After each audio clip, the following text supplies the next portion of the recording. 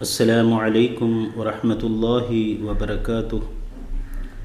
الحمد للہ رب العالمین، الصلاة والسلام علی سید المرسلین وعلی آلہ واصحابہ اجمعین، اما بعد۔ ان اللہ وملائکتہ یصلون علی النبی یا ایہا الذین آمنوا صلوا علیہ وسلموا تسلیما۔ اللہم صل علی سیدنا محمد عدد ما فی علم اللہ، صلاة دائمة بدوام ملک اللہ، صلاة و سلام علیک یا سیدی یا رسول اللہ وعلی آلک و اصحابک یا نبی اللہ صلی اللہ تعالی علیہ وسلم۔ الحمدللہ، محترم سامعین سامعات، کنز الایمان اکیڈمی کی جانب سے تفسیر القرآن کا پروگرام الحمدللہ پیش خدمت ہے۔ اللہ عز و جل سے دعا ہے اللہ عز و جل اسے قبول کرے اور نور قرآن سے ہم تمام کو اللہ عز و جل مالا مال کرے، تمام آفات و بلیات سے، حادثات سے ہر ایک کی حفاظت فرمائے۔ آئیے ہم سب مل کر تفسیر القرآن سے پہلے نعت پاک پڑھتے ہیں، کوشش کریں پڑھنے کی۔ صلی اللہ علیہ یا رسول اللہ وسلم علیک یا حبیب اللہ وعلی آلک واصحابک یا نبی اللہ۔ اگر چمکا مقدر خاک پائے رہ رواں ہو کر، چلیں گے بیٹھتے اٹھتے غبار کارواں ہو کر، شب معراج وہ دم بھر میں پلٹے لامکاں ہو کر، بہار ہشت جنت دیکھ کر ہفتہ آسماں ہو کر، اگر چمکا مقدر خاک پائے رہ رواں ہو کر، چمن کی سیر سے جلتا ہے جی طیبہ کی فرقت میں، مجھے گلزار کا سبزہ رلاتا ہے دھواں ہو کر، مجھے گلزار کا سبزہ رلاتا ہے دھواں ہو کر، تصور اس لب جاں بخش کا کس شان سے آیا، دلوں کا چین ہو کر جان کا آرام جاں ہو کر، کریں تعظیم میری سنگ اسود کی طرح مومن، تمہارے در پہ رہ جاؤں جو سنگ آستاں ہو کر، تمہارے در پہ رہ جاؤں جو سنگ آستاں ہو کر، دکھا دے اے خدا گلزار طیبہ کا سما مجھ کو، پھروں کب تک پریشان بلبل بے آشیاں ہو کر پھروں کب تک پریشان بلبل بے آشیاں ہو کر حسن کیوں پاؤں توڑے بیٹھے ہو طیبہ کا رستہ لو زمین ہند سرگرداں رکھے گی آسماں ہو کر زمین ہند سرگرداں رکھے گی آسماں ہو کر چلیں گے بیٹھتے اٹھتے غبار کارواں ہو کر۔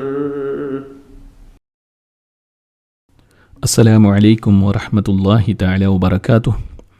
الحمد للہ والصلاة والسلام علی رسول اللہ، اما بعد فاعوذ باللہ من الشیطان الرجیم، بسم اللہ الرحمن الرحیم۔ فی الدنیا والآخرہ ویسألونک عن الیتامی قل اصلاح لهم خیر وإن تخالطوهم فإخوانكم واللہ یعلم المفسد من المصلح ولو شاء اللہ لأعنتکم ان اللہ عزیز حکیم۔ صدق اللہ العظیم۔ ان اللہ وملائکتہ یصلون علی النبی یا ایہا الذین آمنوا صلوا علیہ وسلموا تسلیما۔ اللہم صل علی سیدنا مولانا محمد معدن الجود والکرم وآلہ وبارک وسلم صلاۃ وسلاما علیک یا رسول اللہ صلی اللہ تعالی علیہ وسلم۔ معزز سامعین اکرام، آج انشاءاللہ تبارک و تعالی سورہ بقرہ کی آیہ نمبر 220 سے شروع کریں گے۔ اللہ تبارک و تعالی مجھے حق کہنے، آپ لوگوں کو حق سننے اور ہم سب کو اس پر عمل کرنے کی توفیق عطا فرمائے، آمین۔ اللہ تعالیٰ فرماتا ہے فی الدنیا والآخرہ، دنیا اور آخرت کے کاموں میں غور و فکر کیا کرو۔ وَيَسْأَلُونَكَ عَنِ الْيَتَامَى، اور تم یتیموں کا مسئلہ پوچھتے ہو۔ اس آیت کریمہ کے تعلق اس سے پیچھے والی آیت سے بھی ہے۔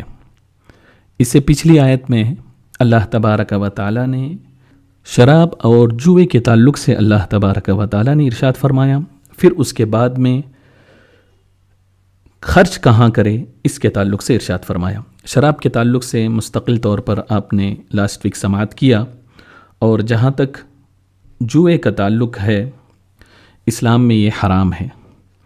جوا ہر ایسا کھیل ہے جس میں اپنا سب کچھ یا کچھ مال چلے جانے کا خوف ہو، یا یہ ہے کہ زیادہ ملنے کی امید ہو۔ اب وہ شطرنج ہو یا لوڈو ہو یا کیرم ہو یا کرکٹ ہو، جس قسم کا بھی کھیل ہو جس میں شرط لگائی جائے، بازی لگائی جائے، تو یہ سب جوئے میں شامل ہے اور حرام ہے۔ بسا اوقات آپ نے دیکھا ہوگا کرکٹ یا فٹ بال کھیل میں دونوں میں سے ایک جانب سے شرط لگائی جاتی ہے کہ اگر یہ جیتے گا تو میں پیسہ دوں گا، یا وہ جیتے گا تو تو پیسہ دے گا، یا یہ ہے کہ آپس میں دوستوں میں مل کر کسی بات کے تعلق سے یہ کہے کہ اگر میری بات صحیح ہوئی تو تو مجھے اتنا دے گا، یا تیری بات صحیح ہوئی تو میں تجھے اتنا دوں گا۔ یہ ساری باتیں جوئے میں شامل ہیں اور یہ سب حرام ہیں۔ اب اس کے بعد ایک سوال اور پھر اس کا جواب دیا جا رہا ہے کہ وَيَسْأَلُونَكَ مَاذَا يُنْفِقُونَ قُلِ الْعَفْوَ، کہ آپ سے سوال کرتے ہیں کہ اللہ کی راہ میں کیا خرچ کریں، تو آپ فرما دو جو زیادہ بچے، زائد بچے۔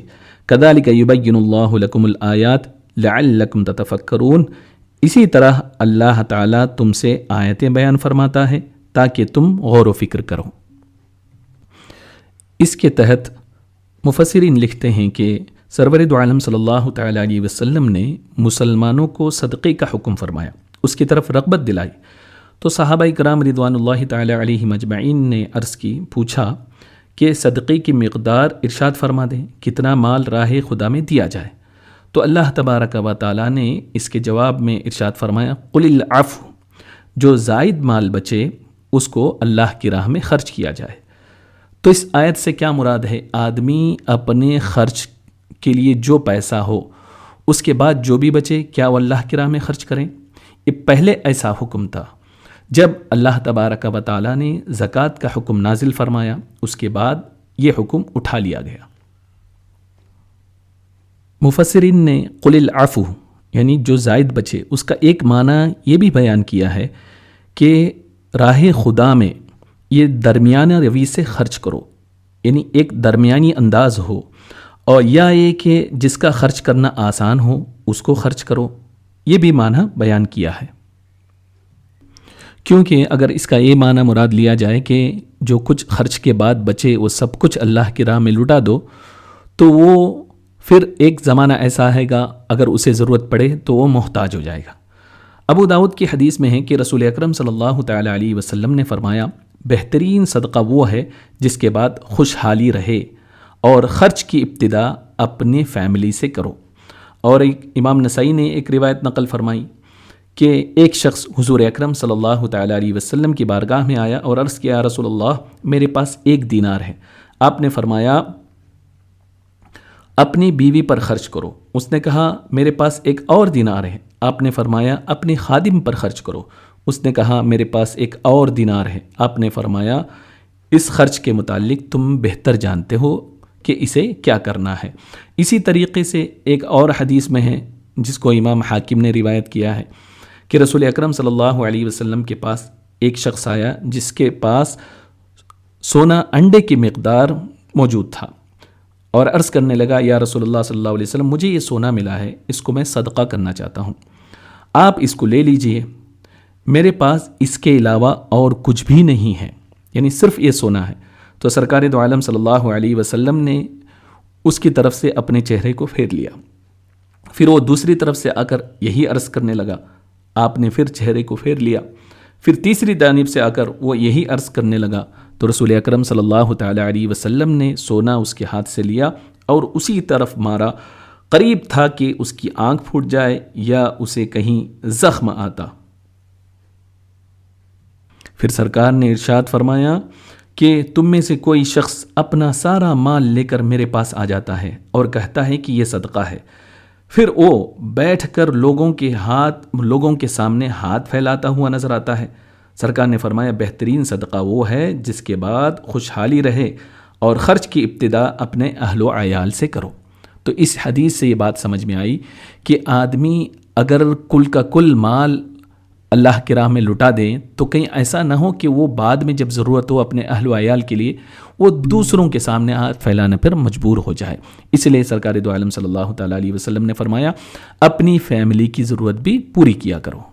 اللہ تعالیٰ فرماتا ہے فی الدنیا والآخرہ، دنیا اور آخرت کے کاموں میں غور و فکر کیا کرو. وَيَسْأَلُونَكَ عَنِ الْيَتَامَى، اور تم سے یتیموں کا مسئلہ پوچھتے ہیں. قُلِ الْإِصْلَاحُ لَهُمْ خَيْرٌ، تم فرماؤ ان کا بھلا کرنا بہتر ہے. وَإِن تُخَالِطُوهُمْ فَإِخْوَانُكُمْ وَاللَّهُ يَعْلَمُ الْمُفْسِدَ مِنَ الْمُصْلِحِ، اور اگر ان کے ساتھ اپنا خرچہ ملا لو تو وہ تمہارے بھائی ہیں، اور اللہ بگاڑنے والے کو سنوارنے والے سے جدا خوب جانتا ہے. وَلَوْ شَاءَ اللَّهُ لَأَعْنَتَكُمْ إِنَّ اللَّهَ عَزِيزٌ حَكِيمٌ، اور اگر اللہ چاہتا تو تمہیں مشقت میں ڈال دیتا، بے شک اللہ زبردست حکمت والا ہے. سورہ نساء کی آیت میں ہے کہ ان الذین یأکلون اموال الیتامی ظلما، یہ آیت کریمہ پوری جب نازل ہوئی تو یتیموں کا مال کھانے والا اپنے پیٹ میں جہنم کی آگ بھرنے والا ہے. تو لوگوں نے یتیموں کے مال کو الگ کر دیا اور ان کا کھانا پینا سب کچھ الگ کر دیا. تو یہ صورتحال پیدا ہوئی کہ بسا اوقات یتیم کا کھانا بچ جاتا اور اس کے بعد سڑ کر خراب ہو جاتا، اور الگ الگ 2 سالن پکانے میں مشقت اور دشواری بھی تھی. انہوں نے رسول اکرم صلی اللہ تعالی علیہ وسلم سے عرض کیا کہ یتیم کے مال جو خراب ہو رہے ہیں اس کی وجہ سے ہمیں دشواری کا سامنا ہے. تو اللہ تبارک و تعالیٰ نے یہ آیت کریمہ نازل فرمائی کہ اگر تم خیر خواہی کی نیت سے اپنا اور ان کا کھانا ایک ساتھ رکھو تو اس میں کوئی حرج نہیں ہے۔ اگر اللہ چاہتا تو تم کو مشقت میں ڈال دیتا، لیکن اللہ تبارک و تعالیٰ غالب ہونے کے ساتھ ساتھ حکمت والا بھی ہے، تمہیں دشواری میں ڈالنا نہیں چاہتا۔ اللہ تعالیٰ نے یہ بھی فرما دیا کہ اللہ پر دلوں کا حال روشن ہے، وہ سب کچھ جانتا ہے، وہ خیر خواہ کون ہے اور بدخواہ کون ہے سب جانتا ہے، اس کو علم ہے۔ یتیم کے مال کو برباد ہونے سے بچانے کے لیے تم اگر ان کے کھانے کو اپنے ساتھ ملاتے ہو تو بھی اللہ تبارک و تعالیٰ تمہاری نیتوں کو جانتا ہے، کون خیر خواہی کے ساتھ ان کا مال اپنے ساتھ ملا رہا ہے اور کون یتیم کے مال کو ہڑپنے کے لیے ملا رہا ہے۔ اللہ تبارک و تعالیٰ سب کی نیتوں کو جانتا ہے۔ اس آیت کریمہ سے یہ بات معلوم ہوئی کہ کوئی شخص نیک نیتی کے ساتھ، خیر خواہی کے ساتھ یتیم کا اگر کوئی مال ہے تو اس کو اگر خرید و فروخت میں یا اپنے بزنس میں یتیم کا فائدہ سوچ کر ملانا چاہتا ہے تو وہ تجارت کر سکتا ہے۔ آگے اللہ تبارک و تعالیٰ آیہ نمبر 221 میں فرماتا ہے وَلَا تَنْكِحُوا الْمُشْرِكَاتِ حَتَّى يُؤْمِنْ، اور مشرکہ عورتوں سے نکاح نہ کرو حتیٰ کہ وہ مسلمان ہو جائیں۔ وَلَا أَمَةٌ مُؤْمِنَةٌ خَيْرٌ مِّن مُّشْرِكَةٍ وَلَوْ أَعْجَبَتْكُمْ، اور بے شک مسلمان لونڈی مشرکہ عورت سے اچھی ہے اگرچہ وہ تمہیں پسند ہو۔ وَلَا تُنْكِحُوا الْمُشْرِكِينَ حَتَّى يُؤْمِنُوا، اور مسلمان عورتوں کو مشرکوں کے نکاح میں نہ دو جب تک کہ وہ ایمان نہ لے آئیں۔ وَلَعَبْدٌ مُؤْمِنٌ خَيْرٌ مِّن مُّشْرِكٍ وَلَوْ أَعْجَبَكُمْ أُولَٰئِكَ يَدْعُونَ إِلَى النَّارِ وَاللَّهُ يَدْعُو إِلَى الْجَنَّةِ وَالْمَغْفِرَةِ بِإِذْنِهِ وَيُبَيِّنُ آيَاتِهِ لِلنَّاسِ لَعَلَّهُمْ يَتَذَكَّرُونَ، اور بے شک مسلمان غلام مشرک سے اچھا ہے اگرچہ وہ مشرک تمہیں پسند ہو۔ وہ دوزخ کی طرف بلاتے ہیں اور اللہ اپنے حکم سے جنت اور بخشش کی طرف بلاتا ہے اور اپنی آیتیں لوگوں کے لیے بیان کرتا ہے تاکہ وہ نصیحت حاصل کریں۔ یہ آیت کریمہ حضرت مرثد غنوی رضی اللہ تعالیٰ عنہ کے حق میں نازل ہوئی، جو ایک بہادر صحابی تھے۔ سرکار دو عالم صلی اللہ تعالیٰ علیہ وسلم نے انہیں ہجرت فرمانے کے بعد چند دن بعد مکۃ المکرمہ روانہ فرمایا تاکہ وہ کسی طریقے سے خفیہ تدبیر اپنا کر مسلمان جو وہاں پھنسے ہوئے ہیں انہیں لے کر آئیں۔ جب وہ وہاں پہنچے تو ایک عورت جو شناسائی تھی، عناق نامی عورت تھی، مشرکہ تھی، جو زمانے جاہلیت میں ان سے محبت کیا کرتی تھی، وہ بہت خوبصورت اور مالدار بھی تھی۔ جب اس عورت کو ان کے آنے کی خبر ہوئی تو آپ کے پاس آئی اور اپنی طرف دعوت دی، تو آپ نے خوف الہی کی وجہ سے اس سے اعراض کیا اور کہا کہ اسلام بدکاری کی اجازت نہیں دیتا۔ تو اس عورت نے جب اس بات کو سنا تو اس نے کہا کہ تم مجھ سے نکاح کر لو۔ تو حضرت مرثد غنوی رضی اللہ تعالیٰ عنہ نے فرمایا کہ میں ایسا نہیں کر سکتا جب تک کہ میں رسول اکرم صلی اللہ تعالیٰ علیہ وسلم سے اس نکاح کے تعلق سے اجازت نہ لوں۔ جب وہ اجازت دیں گے تب جا کے میں تجھ سے نکاح کر سکتا ہوں۔ چنانچہ وہ اس کام سے فارغ ہو کر رسول اکرم صلی اللہ تعالیٰ علیہ وسلم کی خدمت میں حاضر ہوئے اور ساری صورتحال آپ کے سامنے پیش کیا تو یہ آیت کریمہ نازل ہوئی کہ مومن مشرکہ عورت سے نکاح نہیں کر سکتا اگرچہ وہ تمہیں پسند ہو۔ وہ مشرکہ عورت خوبصورت ہو، تمہیں اچھی لگتی ہو، مالدار ہو، کسی صورت میں تم اسے نکاح نہیں کر سکتے، تو اس سے بہتر کیا ہے؟ تو قرآن نے فرمایا وَلَا أَمَةٌ مُؤْمِنَةٌ خَيْرٌ مِّن مُشْرِكَةٍ، بے شک مسلمان لونڈی مشرکہ عورت سے اچھی ہے۔ اس آیت کریمہ کے تعلق سے مفسرین فرماتے ہیں کہ اس کا شان نزول یہ ہے کہ ایک دن حضرت عبداللہ بن رواحہ رضی اللہ تعالیٰ عنہ نے کسی وجہ سے، کسی غلطی کی وجہ سے اپنے باندی کو، نوکرانی کو آپ نے تماچا مارا۔ پھر نبی اکرم صلی اللہ تعالیٰ علیہ وسلم کی بارگاہ میں آپ حاضر آئے اور اس معاملے کو آپ کے سامنے پیش کیا۔ سرکار دو عالم صلی اللہ تعالیٰ علیہ وسلم نے اس کے ایمان کے تعلق سے پوچھا، عرض کیا کہ وہ اللہ تعالیٰ کی وحدانیت پر، یعنی اللہ کو ایک مانتی ہیں؟ آپ نے عرض کیا وہ اللہ کو ایک مانتی ہے اور حضور اکرم صلی اللہ علیہ وسلم کی رسالت کی گواہی بھی دیتی ہے، رمضان کے روزے رکھتی ہے، اچھے طریقے سے وضو کرتی ہے اور نماز بھی پڑھتی ہے۔ تو حضور اکرم مجسم صلی اللہ تعالیٰ علیہ وسلم نے فرمایا وہ مؤمنہ ہے۔ حضرت عبداللہ بن رواحہ رضی اللہ تعالیٰ عنہ نے عرض کیا تو اس ذات کی قسم جس نے آپ صلی اللہ علیہ وسلم کو نبی بنا کر مبعوث فرمایا، میں اس کو آزاد کر کے اس کے ساتھ نکاح کروں گا۔ چنانچہ انہوں نے ایسا ہی کیا۔ اس پر لوگوں نے ان کو طعنہ دیا کہ تم نے ایک سیاہ فام یعنی نیگرو کالے باندھی سکھ کے ساتھ تم نے نکاح کیا، حالانکہ تمہارے لیے فلاں مشرکہ آزاد عورت جو خوبصورت بھی ہے وہ تمہارے لیے حاضر ہے، وہ حسین بھی ہے، اور تم اس سے نکاح کرتے تو بہتر ہوتا۔ تو یہ آیت کریمہ نازل ہوئی کہ ولا امۃ مؤمنۃ خیر من مشرکہ، بے شک مسلمان لونڈی یہ مشرکہ عورت سے اچھی ہے۔ آگے اللہ تبارک و تعالیٰ نے فرمایا ولا تنکحوا المشرکین حتی یؤمنوا، اور مشرکوں کی نکاح میں نہ دو جب تک کہ وہ ایمان نہ لے آئیں۔ اس آیت کریمہ میں یہ بات بتائی جا رہی ہے کہ اپنی مسلمان عورتوں کو مشرکوں کے نکاح میں نہ دو۔ مسلمان عورت کا نکاح مشرک اور کافر کے ساتھ نہیں ہو سکتا۔ کافر اور مشرک لوگ تمہیں جہنم کی آگ کی طرف بلاتے ہیں، جبکہ اللہ تبارک و تعالیٰ اپنی مغفرت کی طرف بلاتا ہے اور تمہیں نصیحت فرمانے کے لیے تم پر یہ احکام نازل فرماتا ہے۔ اس آیت کریمہ میں موجودہ دور کے مسلمانوں کے لیے بہت بڑا سبق موجود ہے۔ ہمیں آج کے معاشرے کو دیکھ کے بہت ہی افسوس ہوتا ہے کہ قرآن میں اتنے واضح طور پر حکم موجود ہونے کے باوجود بھی مسلم لڑکیاں مشرکوں کے ساتھ نکاح کرتے ہوئے ان کے ساتھ شادی کرتی ہوئی نظر آتی ہیں۔ روز بروز یہ رجحان بڑھتا ہی جا رہا ہے۔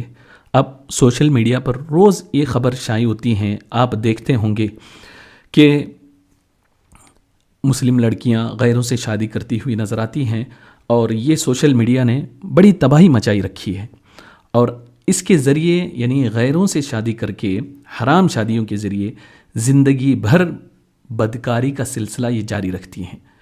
اب ان تمام صورتحال کا وبال کس پر ہے؟ ایک تو خود وہ لڑکی ذمہ دار ہے، اور اس کے علاوہ اس کے والدین بھی اس کے ذمہ دار ہیں کہ اس پر نظر نہیں رکھتے۔ اللہ تبارک و تعالی ہماری بچیوں کی حفاظت فرمائے، ایمان کی حفاظت فرمائے۔ آگے اللہ تبارک و تعالی آیہ نمبر 222 میں ارشاد فرماتا ہے وَيَسْأَلُونَكَ عَنِ الْمَحِيضِ قُلْ هُوَ أَذًى فَاعْتَزِلُوا النِّسَاءَ فِي الْمَحِيضِ، اور تم سے حیض کے بارے میں سوال پوچھتے ہیں کہ تم فرماؤ وہ ناپاکی ہے تو حیض کے دنوں میں عورتوں سے الگ رہو۔ وَلَا تَقْرَبُوهُنَّ حَتَّى يَطْهُرْنَ فَإِذَا تَطَهَّرْنَ فَأْتُوهُنَّ مِنْ حَيْثُ أَمَرَكُمُ اللَّهُ إِنَّ اللَّهَ يُحِبُّ التَّوَّابِينَ وَيُحِبُّ الْمُتَطَهِّرِينَ۔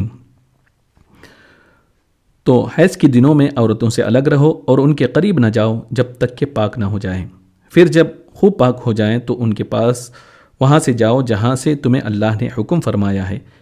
ان اللہ یحب التوابین ویحب المتطہرین، بے شک اللہ بہت توبہ کرنے والوں سے محبت فرماتا ہے اور خوب صاف ستھرے لوگوں سے اللہ تعالی محبت فرماتا ہے۔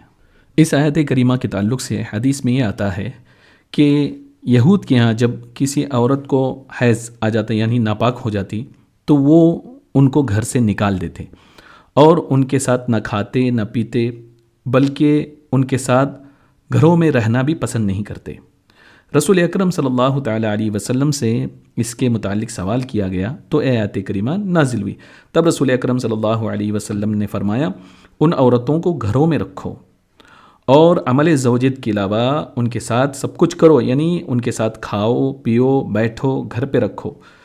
جب یہود کو یہ خبر پہنچی تو انہوں نے کہا کہ یہ شخص تو ہر مسئلے میں ہماری مخالفت کرتا ہے۔ تو حضرت حسین بن حضیر رضی اللہ تعالیٰ عنہ اور ایک صحابی حضور اکرم صلی اللہ علیہ وسلم کے پاس آئے اور کہنے لگے یا رسول اللہ صلی اللہ علیہ وسلم، یہود اس طرح کہہ رہے ہیں تو ہمیں عورتوں سے قربت کی اجازت دے۔ تو رسول اکرم صلی اللہ تعالیٰ علیہ وسلم بہت غضبناک ہوئے۔ ایک طرف یہودیوں کا حال تو یہ تھا کہ وہ عورتوں کو ہر طریقے سے الگ کرتے تھے، اور نصرانیوں کا حال یہ تھا کہ اس کے برعکس، یعنی وہ حد سے تجاوز کرتے تھے۔ تو اللہ تبارک و تعالیٰ نے مسلمانوں کو ایک درمیانہ طریقہ بتا دیا۔ آگے اللہ تبارک و تعالیٰ آیہ نمبر 223 میں ارشاد فرماتا ہے نساؤکم حرث لکم فأتوا حرثکم انا شئتم وقدموا لانفسکم، تمہاری عورتیں تمہارے لیے کھیتیاں ہیں، تم اپنی کھیتیوں میں جس طرح چاہو آؤ، وقدموا لانفسکم اور اپنے فائدے کا کام پہلے کرو، واتقوا اللہ واعلموا انکم ملاقوہ وبشر المؤمنین، اور اللہ سے ڈرتے رہو اور جان رکھو کہ تم اس سے ملنے والے ہو، اور اے حبیب ایمان والوں کو بشارت دو۔ یہاں یہ بات بتائی جا رہی ہے کہ عورت کو صرف اپنی نفسانی خواہشات کا ذریعہ نہ سمجھا جائے، بلکہ اس کو نسل بڑھانے کا آدمی اس میں ارادہ کرے۔ آگے اللہ تبارک و تعالیٰ آیہ نمبر 224 میں ارشاد فرماتا ہے وَلَا تَجْعَلُوا اللَّهَ عُرْدَةً لِأَيْمَانِكُمْ أَن تَبَرُّوا وَتَتَّقُوا وَتُصْلِحُوا بَيْنَ النَّاسِ وَاللَّهُ سَمِيعٌ عَلِيمٌ، اور اپنی قسموں کی وجہ سے اللہ کے نام کو احسان کرنے اور پرہیزگاری اختیار کرنے اور لوگوں میں صلح کرانے میں آڑ نہ بنا لو، واللہ سمیع علیم، اللہ سننے والا اور جاننے والا ہے۔ یہ آیت کریمہ اس وقت نازل ہوئی جب حضرت عبداللہ بن رواحہ رضی اللہ تعالیٰ عنہ نے قسم کھائی تھی کہ ان کے بہنوئی سے کچھ ان کا معاملہ ہوا حضرت نعمان بن بشیر رضی اللہ تعالیٰ عنہ سے، تو انہوں نے یہ قسم کھائی کہ میں ان سے بات چیت نہیں کروں گا اور ان کے گھر بھی نہیں جاؤں گا اور ان کے مخالفین سے ان سے صلح بھی نہیں کراؤں گا۔ جب ان سے کہا گیا آپ اس طریقے سے نہ کریں، ان سے بات چیت کریں اور جو معاملہ ہے تعلقات ہیں اس کو جاری رکھیں، تو آپ نے فرمایا میں قسم کھا چکا ہوں اس لیے اب میں یہ کام نہیں کر سکتا۔ تو اللہ تبارک و تعالیٰ نے یہ آیت کریمہ نازل فرمائی کہ نیک کام نہ کرنے کی قسم نہ کھائیں، اس سے اللہ تعالیٰ نے منع فرمایا۔ اور نیکی سے باز رہنے کی جو قسم کھانے والے ہیں ان کو کیا کرنا چاہیے؟ اس کو چاہیے کہ اپنے قسم کو پورا نہ کریں بلکہ نیکی کا کام کریں، اور جو قسم کھایا ہے اس کا کفارہ دے۔ حضرت ابو ہریرہ رضی اللہ تعالیٰ عنہ سے مروی ہے کہ حضور اکرم صلی اللہ علیہ وسلم نے ارشاد فرمایا جس شخص نے کسی ایسے کام پر قسم کھا لی پھر معلوم ہوا کہ خیر اور بہتری اس کے خلاف میں ہے، تو اسے چاہیے کہ وہ خیر کو لے لے اور قسم کا کفارہ دے دے۔ تو اس سے یہ بات سمجھ میں آئی کہ نیکی کی راہ میں کوئی ایسی قسم نہ کھائے جس کی وجہ سے نیکی کے تعلق سے رکاوٹ بنے، اور اگر بائی چانس اگر کوئی ایسا قسم کھا لے تو اس قسم کو توڑ دے، اس کا کفارہ ادا کرے۔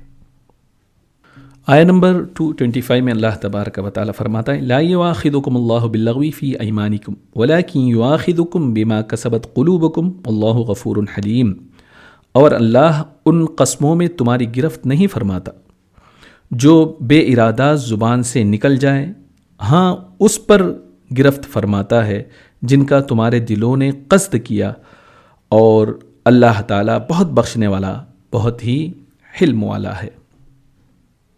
اب اس آیت کریمہ میں اللہ تعالیٰ قسم کے تعلق سے ارشاد فرما رہا ہے کہ جو بغیر ارادے کی زبان سے نکل جائیں اللہ تبارک و تعالیٰ اس پر پکڑ نہیں کرے گا۔ اب قسم کی بھی 3 قسمیں ہیں۔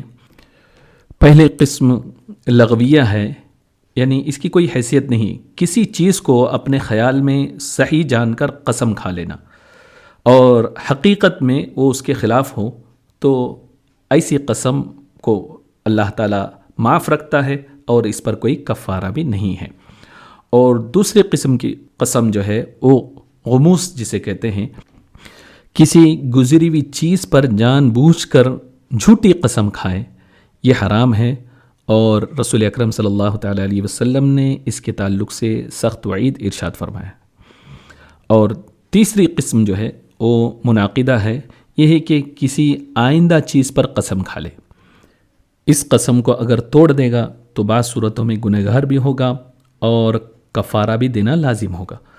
صدر الشریعہ علیہ رحمت و رضوان بحر شریعت میں فرماتے ہیں قسم کھانا جائز ہے مگر جہاں تک ہو اس میں کمی بہتر ہے، اور بات بات پر ایک آدمی کو قسم نہیں کھانا چاہیے، اور بعض لوگوں نے تو قسم کو تکیہ کلام بنا رکھا ہے، ارادہ ہو کیا نہ ہو ان کی زبان پر قسمیں جاری رہتی ہیں، اور اس کا بھی خیال وہ نہیں رکھتے کہ بات سچی ہے یا جھوٹی ہے۔ آگے اللہ تبارک و تعالیٰ آیہ نمبر 226 میں ارشاد فرماتا ہے للذین یؤلون من نسائہم تربص 4 اشہر، اور جو اپنی بیویوں کے پاس نہ جانے کی قسم کھا بیٹھیں ان کے لیے 4 مہینے کی مہلت ہے۔ فَإِن فَاءُوا فَإِنَّ اللَّهَ غَفُورٌ رَحِيمٌ، بس اگر وہ اس مدت میں وہ رجوع کر لیں تو اللہ تبارک و تعالی بخشنے والا مہربان ہے۔ اس آیت کریمہ میں یہ بات بتائی جا رہی ہے کہ یہ قسم کھانا کہ میں اپنی بیوی کے پاس 4 مہینے تک نہیں جاؤں گا، اس سے قربت نہیں کروں گا، تو اس قسم کو فقہاء کرام ایلا کہتے ہیں۔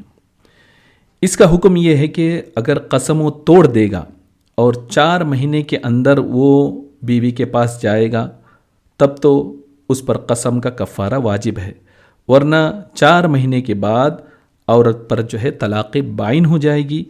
طلاق بائن ہونے کی صورت میں عورت کو رکھنے کی ایک ہی صورت ہے کہ اس سے دوبارہ نکاح کیا جائے۔ آگے اللہ تبارک و تعالی آیہ نمبر 227 میں ارشاد فرماتا ہے وَإِنْ عَزَمُوا الطَّلَاقَ فَإِنَّ اللَّهَ سَمِيعٌ عَلِيمٌ، اور اگر وہ طلاق دینے کا پختہ ارادہ کر لے تو اللہ سننے والا جاننے والا ہے۔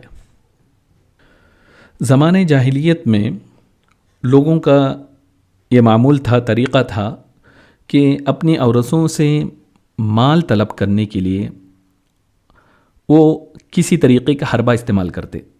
اگر وہ دینے سے انکار کرتی تو 1 سال 2 سال 3 سال یا اس سے زیادہ دنوں تک وہ ان کے پاس جاتے نہیں، ان سے قربت نہیں کرتے اور قسم کھا لیتے اور اپنی عورتوں کو وہ پریشانی میں ڈال دیتے کہ نہ ہی انہیں جدا کرتے نہ ہی وہ اپنے پاس رہتی، یعنی ان کا کوئی ٹھکانہ نہیں ہوتا، شوہر ہونے کے باوجود بھی وہ ان سے سکون حاصل نہیں کر سکتی تھی۔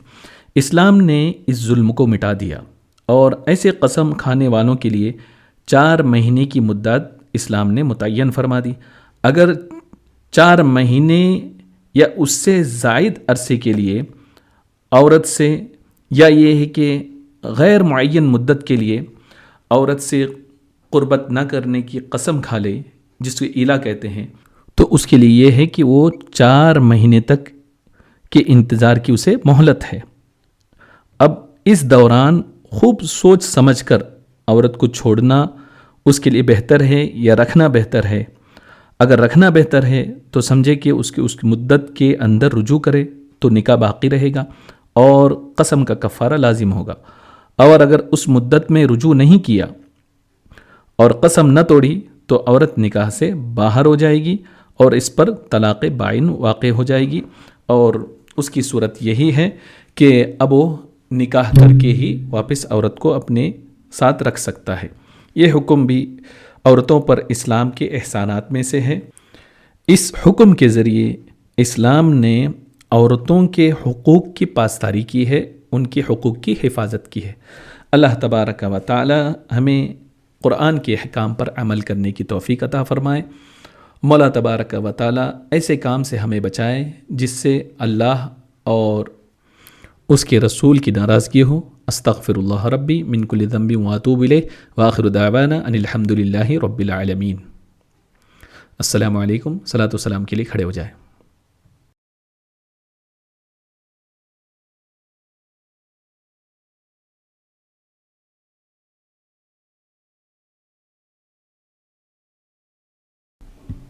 یا نبی سلام علیکہ، یا رسول سلام علیکہ، یا حبیب سلام علیکہ، صلوات اللہ علیکہ، طلع البدر علینا من ثنیات الوداع وجب الشکر علینا ما دعا للہ داعی۔ یا نبی سلام علیکہ، یا رسول سلام علیکہ، یا حبیب سلام علیکہ، صلوات اللہ علیکہ، مصطفیٰ خیر الورا ہو سرور ہر دو سرا ہو اپنے اچھوں کا تصدق ہم بدوں کو بھی نباہو یا نبی سلام علیکہ یا رسول سلام علیکہ یا حبیب سلام علیکہ صلوات اللہ علیکہ الصلاة والسلام عليك يا سيدي يا رسول الله الصلاة والسلام عليك يا سيدي يا حبيب الله الصلاة والسلام عليك يا سيدي يا نور الله وعلى آلك وأصحابك يا نبي الله اللهم احفظنا واحفظ أهلنا واحفظ جميع المسلمين من كل بلاء ووباء وقهط ومرض يا رب العالمين ربنا عليك توكلنا وإليك أنبنا وإليك المصير اللهم رب زدنا علما نافعا وعملا متقبلا ورزقا حلالا طيبا وقلبا خاشعا وعمرا طويلا يا رب العالمين يا رب بالمصطفى بلغ مقاصدنا واغفر لنا ما مضى يا واسع الكرم هو الحبيب الذي ترجى شفاعته لكل هول من الأهوال مقتحم مولاي صل وسلم دائما أبدا على حبيبك خير الخلق كلهم سبحان ربك رب العزة عما يصفون وسلام على المرسلين والحمد لله رب العالمين بحق لا إله إلا الله محمد رسول الله صلى الله تعالى عليه وسلم.